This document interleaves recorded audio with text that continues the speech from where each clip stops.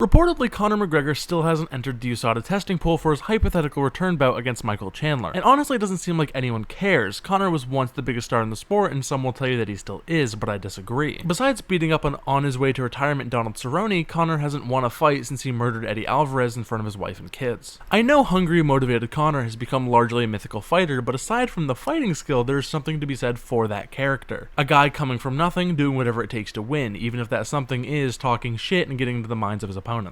But it could be argued he was just promoting his fights. Nonetheless, it was still entertaining and people were drawn to it, not to mention he had literally an entire country behind him. After he was honestly abnormally hateful towards Khabib, he did a 180 in his next fight with Cerrone, where he was abnormally respectful, and it really seemed like he had turned over a new leaf.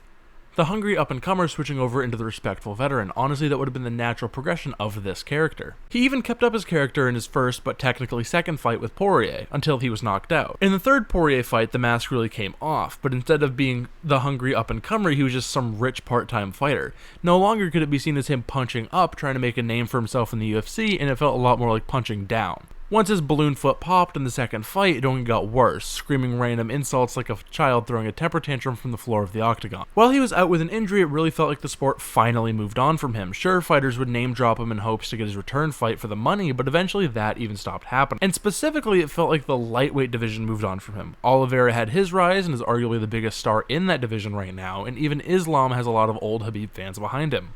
Plus, while Conor was out, he was calling out all sorts of random fighters that everyone knew he didn't have a chance of beating, and it became a very boy cried wolf kind of scenario, where no one really believed him when he said he was going to fight. In my opinion, Conor doesn't really have anything left to gain from the sport. He has maybe 2 more fights in him as a star, but let's be honest, those would most likely be losing efforts, and you can only lose for so long until it taints your legacy forever. He isn't going to be reaching the heights he did in 2016, his best days are most certainly behind him. He can continue to live more than comfortably off of his whiskey company, and he should focus on maintaining whatever legacy he has left.